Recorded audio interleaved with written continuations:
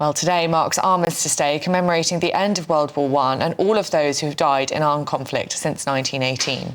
Well, across the country, the day is being marked with services and a 2-minute silence at 11 a.m. And the GB News national reporter Charlie Peters joins us now from Whitehall. Charlie, good morning. Tell us what you're seeing in the moments before the important commemoration. Yes, good morning. Here there is an atmosphere really of quiet commemoration. It's just washed over the cenotaph over the last half hour or so as people prepare for that moment in the 11th hour. We could hear the bagpipes of the London Scottish Regiment around the corner warming up for the start of their commemorative display. I'm joined now by Nigel Farage, leader of the Reform Party. Nigel, a lot of people, I suppose, are wondering why we do this again. Remembrance Sunday and then Armistice again. Talk us through it. Well, this is it, isn't it? 11/11/11 coming up in just under an hour's time. And this is when the nation used to halt for the 2-minute silence and the service happened here. Then after World War II, it was moved for convenience reasons to Remembrance Sunday. And the 11th sort of faded away a little bit until 34 years ago, the Western Front Association, of which I've been a member since the 1980s, got permission to hold a service here on the 11th if it didn't coincide with Remembrance Sunday. So for the last 34 years, there's been a service here, and interestingly, around the country. There'll be railway stations today at 11 o'clock that ask people to stop for 2 minutes. So the 11th itself has come back into significance, and I personally think that's a very good thing. Resurrected by the Western Front Association, which now have around 6,000 members. Today we'll also have a representative from the island of Niue. The Niuean forces, 150 men volunteered. An island has a population now of just 1,600. Someone knows someone who served in the Great War, of course, on that island, showing just how vast the empire's involvement was in the Great War. Yeah, I mean, it was a world war. There were so many countries involved in it.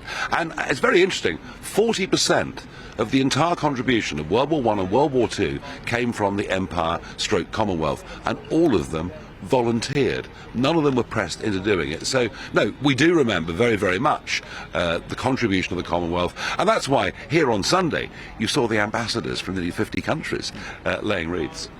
And Nigel, you spoke about railway stations. I think for Armistice Day, that sense of civic community is so important. We'll also hear about PALS battalions. We'll hear about football teams commemorating this day. There'll be representatives from the Football Association here as well. It demonstrates really just how the entirety of society was involved in that process. Yeah, I mean, one of the fascinations of World War I, it's the first time we have a large-scale civilian army, initially volunteers, then of course conscripted in 1917 and 1918. And yes, the whole country was involved, the whole country suffered loss. I think there were about 3 villages in the whole of England and Scotland and Wales that didn't lose someone in the Great War. So, yeah, I mean, when I was young, the shadow of this still hung actually pretty heavily. Less hope perhaps now, and of course there's no one left from World War I, and even our World War II veterans are getting older. But what I've noticed, there seems to be an uptick amongst the younger generation that are turning up to services all over the country. Interest in this is far from gone.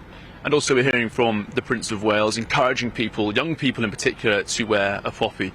Now, Nigel, obviously, Remembrance is also quite a private moment. During those 2-minute silence, what you think about and who you think about is often for you and you alone. Yeah. But what are some of the stories and some of the memories that you recall during this period of remembrance? Are there particular theatres that you focus on? Well, what I think about is my grandfather's company going on a night raid, 58 of them killed or wounded, and I've actually been and visited the spot, and my grandfather was badly wounded, and there are the graves of lads he was with who were killed right next to him.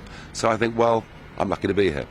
That's a very personal way of looking at it, but I just feel I'm very lucky to be here. We can hear the bagpipes warming up in the background now. Do you get the sense that people attending here will have that moment of realising how lucky we all are to be here and to reflect on what those men and women sacrificed for us? Well, there's no doubt that had it not been for the 2 wars, despite their absolutely vast cost to us and many other parts of the world, we would not have lived with the basic freedoms that we have for the last 80 years. It's just as simple as that, and that's why it matters, and that's why it'll go on mattering. Nigel Farage, thank you very much for your time this morning. Well, Miriam, Olivia, you've heard it there. Everyone will have a moment today to think about and reflect on members of their family, members of their community who were related to those or knew those who fought in the Great War. When the guns fell silent in 1918, so too shall we fall silent here at the cenotaph in the 11th hour. Well, thank you so much, Charlie, and thank you, Nigel, too, for that really personal interview about what Remembrance means to him. Well, let's cross live to GB News' Northern Ireland reporter, Dougie Beattie, who joins us now from Belfast. Yes, appalling weather here in Belfast at the cenotaph at the side of Belfast City Hall. No pipe bands getting warmed up here yet. In fact, they're building a Christmas market just in the grounds of the City Hall, just in front of me. But really, it is a very sombre and dignified day in Northern Ireland. In fact, across all of Ireland, you've got to remember that in the First World War, Ireland was as one, and in fact, there wasn't one village or town across the whole island of Ireland that did not lose young men at that point. Also, Northern Ireland per capita gives more to the British forces than any other part of the UK, and most of those come from working class areas. Now, there has been real anger here over the weekend because Labour's policy on bringing veterans back to court to face charges of what they did in the Troubles in Northern Ireland. The Labour government did away with the Legacy Act that the Tories had brought in, and they are now bringing in one of their own. The second reading of that, we will believe it will be on the 18th or 19th of November, and the new Minister for Veterans, Louise Sandra Jones, has walked herself into a bit of trouble over the weekend when she has not denied that previous terrorists of the IRA will be able to sit on those boards that examine legacy and who will be taken to court and who will not. So veterans very angry here at the moment. I mean, we spoke to one on Sunday, a Sergeant Major in 3 Para that was involved in the bloodiest battle in the Falklands War, and he talked about bringing young men behind stones to try and keep them alive as they had openly ran across a minefield to attack the Argentinians. And he talked really about his worries then and about how you had to go on in battle and be very proud of what those young men had actually done. That's the reality of war, and unfortunately now what we're seeing is these veterans being taken back to court, and Labour promised that that wouldn't happen, but really their legacy bill will protect witnesses, and this will be a major story in the next 2 weeks.